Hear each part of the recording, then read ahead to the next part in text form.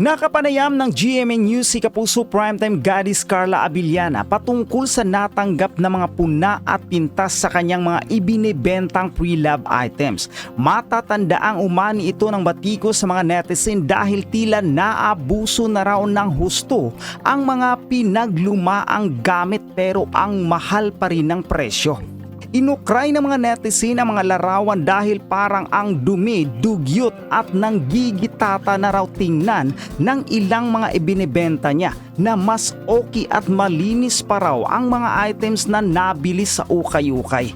Sabi naman ni Carla sa panayam na umiris sa 24 oras, ang pagdi-declutter niya sa pre-love items ay kasama sa kanyang panibagong buhay ngayong 2024. Bukod kasi sa sunod-sunod na proyekto sa Kapuso Network at pagpirma ng bagong kontrata rito, nakalipat na rin ang aktres sa kanyang bagong bahay pagkatapos ng hiwalayan nila ng mister na si Tom Rodriguez. Nakasanayan na rin daw ni Carla na i-let go ang mga gamit na pwede pang pakinabangan ng iba.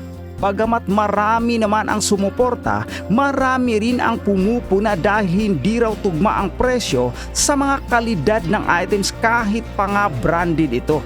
Nagpakatotoo naman si Carla sa mga taong pumupuna at lumait sa kanya. Bago ito matatandaang nag-post sa thread si Carla patungkol sa men people na sa pantahan ng mga netizen ay patungkol nga sa mga ukray na natanggap niya sa pagbibinta ng pre-love items. Alam mo, nakakatawa tong issue na to, no? Wala na talaga ligtas ngayon ang mga personalidad sa kahit anong gawin nila. Ang common pong sinasabi ngayon ng ating mga kababayan, ano ba naman itong si Carla? Nagbenta ng mga pre-loved items niya. Bakit naman ang mamahal pa? At saka ganyan naman ang mga itsura. Alam mo, Romel, yung kasing pre-loved, alam naman natin, parang kumbaga ukay-ukay yan di ba? Yung nagamit na, nagasgas na, sa salitang kalye, nagalgal na. Parang ganon. Pero kung tataasan mo ang presyo na parang hindi naman pala pre-loved, talagang may masasabi ang mga kababayan natin, di ba? Ay, opo, nakakaloka ang comment doon. Alam mo, sinabi ng isang comment na, dugyot, ano ba naman yan mga Oo, grabe? doon siya umalma, di ba? Nag-angat ng, ng dugo. Itong si Carla Abellana, you're so mean, very mean. Katulad yung swelas ng sapatos mo, para naman talagang umahalik na talaga sa lupa naman yung swelas talaga dahil galgal na. Ba't naman pepresyohan mo pa ng 80,000, di ba? Ganon, porque ba branded, di ba? Opo. At yung mga tao, yung mga nanonood na mga usual na mga online na mga artista, nakumpara na naman siya lalo. Kasi lalo na, bakit naman ganyan? Hindi mo na lang yan. Totoo naman kasi, bakit hindi mo man lang inisin? Nakita ko Ako nga nakita ko yung sandals, di ba? Parang tanggal-tanggal na yung mga sequins na nakalagay Abay, hindi naman po dahil napakaganda po ng layunin ni Carla Abellana sa pagbebenta ng kanyang mga pre-loved items. Ito po itutulong niya sa mga institusyon na nag-aalaga ng mga hayop. Dahil siya talaga pet lover siya, di ba? Napakaganda po ng kanyang layunin, pero yung atake ang mukhang hindi umayon sa panahon. Correct. Di ba? Isipin mo, yung mga sapatos, talaga po, alam mo, natatawa ako talaga. Nung makita ko yung swelas, ang sabi pa nung isa, ano ka ba, Carla? Wala ka ba sasakyan? Ba't parang naglalakad ka na lang palagi? At saka sinabi pa nung mga sabi ganun, ano ba naman yan? Ganun ba siya gumamit? Alam mo yung ganun ba siya? Kaya nga, dugyutin ang tawag sa kanya, di ba? Naku, Carla, kung gaano ka kagandang tingnan na parang ang linis-linis ng katawan mo, kadugyutin mo naman pala sa mga gamit mo.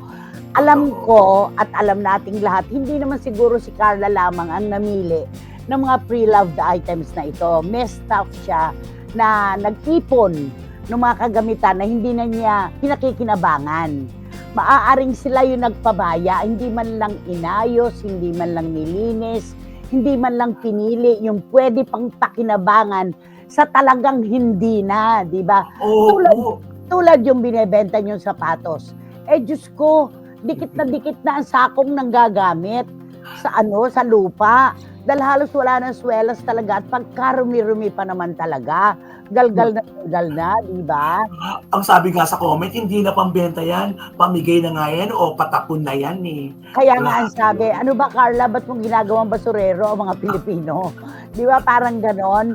True. Nakakaloka talaga. Eto nga sabi ni Paulo Ubalde, na galing po ng Israel to, nag-Holy Land to. Nay, sana inisip ni Carla Abellana na celebrity siya. Sana pinili niyang ibebenta niyang pre-loved items na presentable sa kanya kung titingnan. Kung yung ordinaryong tao na nagbebenta ng pre-loved items na pipintasan, paano pa ang tulad niya, di ba? Ayan tuloy, na-o-okray siya, isang artista. Ayusin niya ang pagbebenta niya na huwag yung basta na lang. May punto dito si Paulo Ubalde at ang iba pa nating mga kapwa Pilipino na nagsasabi, ano to warning ito sa mga susunod na magbebenta ng kanilang mga pinag-alusan ang tawag dyan Pinakinabangan na yan di ba? Pinag-alusan ang tawag dyan, nagalgal na yan, di ba? Gasgas na. Piliin niyo po yung presentable pa at hindi tayo makapang-iinsulto ng bibili. Alam mo, sa totoo lang, makaka-insulto tayo kapag ganyan, di ba? Eto pa. Tawa po ako ng tawa na sa vlog ni OG Diaz kahapon. Grabe ang comment ng mga tao sa pre-love items na ibinebenta niya. Ginawa raw basurero ang mga tao. At as usual, patola si Carla.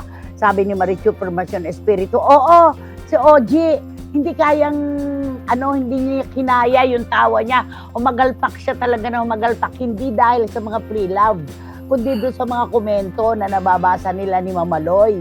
Totoo naman kasi. Oo. Eto, sabi ni Tita Julie Paras, at ito'y sinasang-ayunan ko. Si Mariel Padilla, nagbebenta rin ng pre-love. Kahit na mahal dahil branded, pero good as new naman. Hindi overused. Nagulat din ako sa post ni Carla. Sa totoo naman, dugyutin talaga, sabi ni Tita Julie Paras. Bakit nga naman? Yun ang tingin di ba? Tita, maganda nga ang layunin ni Carla, pero sana inayos muna yung mga binebenta at ang mamahal pa ng presyo, sabi ni Tita Nene Olanday. Di ba? Yun. Naku, eto na si John. Nay, tama yung sinabi mo. Maganda ang layunin. Ipantutulong ito sa mga institusyon na nag-aalaga ng ating mga hayop. Pero kahit ang mga aso, kung may isip lang. Pero kahit ang mga aso, kung may isip lang at nakakapagsalita lang, baka pagtawanan siya. Sabi ni John. Oo. Ay, nako. Diyos ko. Yes po, Nay. Tawang-tawa po ako sa nag-comment and I quote, parang hindi na nagkokotse si Maring Carla. Ang dumi ng mga swelas, parang tambay sa pamilihang bayan. Grabe kung tawa na grabe ang mga comments. Sabi ni Lara May Abrigo, na kumayang totoo ka. At sabi naman ni Dan Clavesillas, maganda nga po ang motibo, Nay. Kaso nga po, ang mga binebenta niya hindi na maayos. Eto po, Nay, ang first time ko nakarinig ng pamimintas ng mga tao sa artistang nagbebenta ng mga pre-loved items. Eto yan sabi ni Dan Clavesillas. Di po natin masisisi ang mga tao na mainsulto pa. Ginawa niya, imbes hangaan siya. Yan. Okay? Meron akong isang kaibigan, kapag siya'y tumutulong, mga bago ang ibinibigay niya. Hindi naman siya kayamanan, pero marespeto. Sabi niya, Cristinelli, pagka ang ibinigay natin, yung larot-larot ng kagamitan, mas maaawa siya sa kanyang sarili na para siyang pulubi na namamalimos. Mas sensitibo ang mga wala. Kapag ganito, nagbibigay ako ng bago, bumibili ako talaga. Yung tama yun, oo. Sensitibo nga naman ang mga maliliit. Totoo yan, wag po natin silang maliitin. Pero sensitibo talaga sila. Ay nako, eto pa. Ang gandang babae pero dugyot. sabi ni Marichu Formacion Espiritu. Nako, sa ginawa na yan ni Carla na pagbebenta pa, naisip ko tuloy na burara siya sa mga gamit niya. Wala siyang pake, hindi siya marunong mag-alaga ng mga kagamitan niya. Sabi uli ni Paulo Ubalde at sabi naman ni Eddie Letada, 80,000 para sa isang sapatos na nakangudgod na ang sakong sa lupa. Oy, Carla, patapon na yan sa Smoky Mountain. Huwag mo na ibenta.